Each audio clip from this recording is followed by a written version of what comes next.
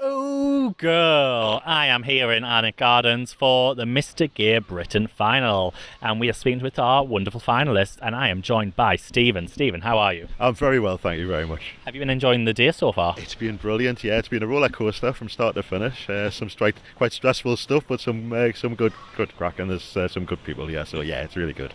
Could you tell our viewers a little bit about yourself? I'm obviously the oldest competitor in the competition. I'm a chartered surveyor by profession. I work now as a funeral director, which is a very strange combination of two, I know. But it's a job I find rewarding, and people say, well, how do you deal with that day in and day out? But it is helping people, and that's a really important thing to do, and rewarding.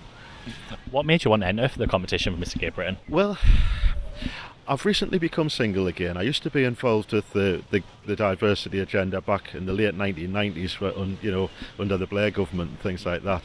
And I worked in working groups then, advising the government and things. And I've reached a stage in my life where I just want to give a little bit back and sort of to help the younger generation coming through. And that makes it sound a bit like a granddaddy, but it's just really something I want to do now. And people love a granddaddy, so don't you worry. Indeed, I'm creating a new thing. We've already got daddy, so I'm going for granddaddy. So. If you won this title, what would you do with the platform? I really want to take things forward. I worked as part of the establishment in government, so I know how things work. I know what we need to do to force change through, how to get the evidence, how to do things, and I really feel that I can make a positive impact, because I think there's so many issues with the gay community at the moment. There's suicide, there's mental health issues. The trans community is going through what the gay community went through sort of 30 years ago, and that's why I think I can sort of be useful in that regard. But I think we really need to sort of start looking at things, and when money's tight, then it tends to be the gay community that comes under pressure, and we've seen cuts in funding across the board, and I don't think there's anybody concentrating on the needs of our younger generation, but also the older generation, because there's a full range of problems out there. Yeah,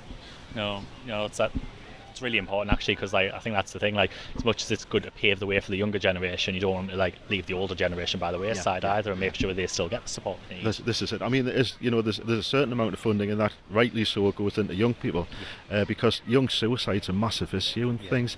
And if I can do one thing, if I can prevent one, suicide, then that's as far as I'm concerned, I've done a damn good job. If I can even do that, but hopefully I can go on to do more. And part of doing a good job is part of this competition with the Charlie Carter Foundation and Pride Action North. Yes. What have you got planned for your fundraising? I have a few things in mind. I'm thinking about doing a biplane flight, which will just be the two of over Northumberland. So that's going to be in the summer. I'm looking to do some social events on the scene in Newcastle, around different bars and things like that. I've already got some support to do that. I'm hoping to do a climb up Snowdonia. For to see the sunrise over Snowdonia, which is something that's been organised by Charlie and Carter. So I've got quite a bit coming up this summer. It's going to be quite a busy time. Oh, wow, that's fantastic. Within this competition, we have the fashion categories. Is there a category you're looking forward to the most? I think probably national costume, because I've got some quite interesting ideas for that, but I'm not giving that one away yet. You'll have to come along to the competition and see. Well, I definitely will be. If you could give advice to any queer person who was maybe struggling with anything mentally or their identity, what advice would you give? That's a hard one. I think to talk to somebody, so often I see people if they just share, a problem shared is a problem halved. I think there is support out there. Unfortunately, resources are limited, but if you ask for the help, then hopefully you will get it. And be proud of who you are. I think it's important, that we recognise everybody as an individual. We're free to love who we want to love. We're free who we want to be, and that's the only way people will reach their full potential. And if you stick with it, you will do it. And where can people find you as well on social media? I'm now all across social media. They can find me on Facebook, on Instagram, on Twitter. So wherever they, and Snapchat indeed. I think I'm also on. So that's been a little bit of a learning curve for me, because I've boosted my socials an awful lot. So anybody, please look for me and follow me, because I'd really appreciate your feedback.